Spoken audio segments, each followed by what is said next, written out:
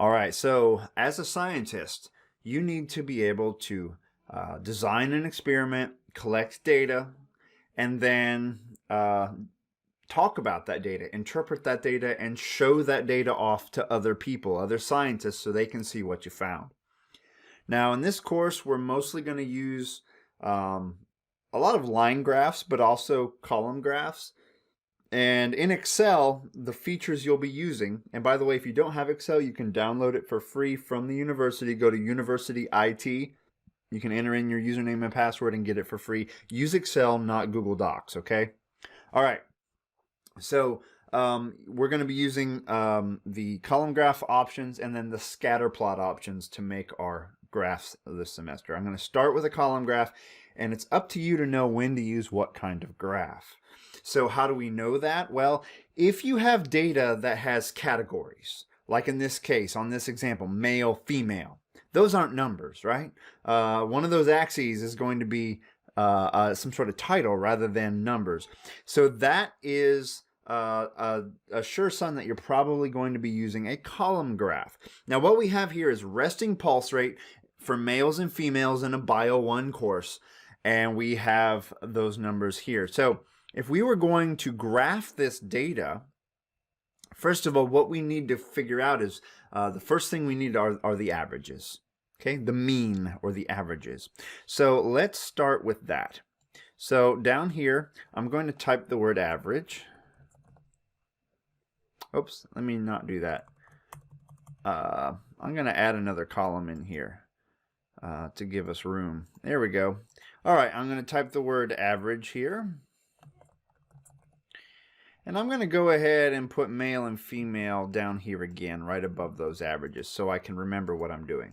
Now, to calculate an average, to do a graph digitally here, you start with an equal sign. So you click on the box, the cell, where you want the average to appear, and you put an equals sign. And then you type in the word average. And then you open a parenthesis, and you highlight all the data that you want to average. Okay? So we're going to get an average for all the males in the course that measured their pulse rate. Now, when we graph, we almost never graph just all those data points. We always graph averages, okay? So, there's the average heart rate for males. For females, we do the same thing. Equal sign, type in the word average, open a parenthesis, highlight all the data for females, and close that parenthesis, and we hit enter. So now we have male and female pulse rate data. Now, our hypothesis might have been that there will be no difference between the pulse rate of males and females, right? So now we're looking to see if that hypothesis is supported. Actually, that would be more of a prediction, right? But let's just say our prediction is males and females will have the similar pulse rate. So now what we do is I highlight both male and female data here, and I go to Insert. And I want you to follow along with this, or do this after you watch the video. Do it yourself with the data and then compare your graph to mine.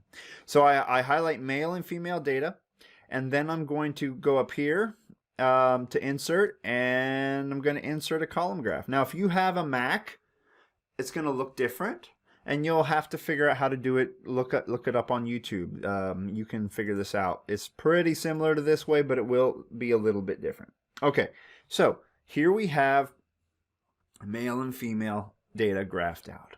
Now the next thing I need to do then is I need to click on this little box here, and I need to go to axis titles, and I need to label my axis. So down here for axis title, I'll put sex for the x-axis, and for the y-axis, this is very important, I'm going to put heart rate, and I need to put units, and that's BPM for beats per minute in parentheses there.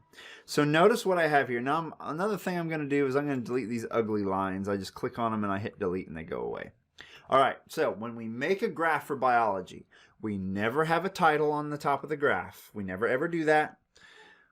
We make sure we label our axes clearly. Now, we're going to build on this in an upcoming video, but this is the basics of the graph, okay? So do this and then save it, and we'll come back to it in another video.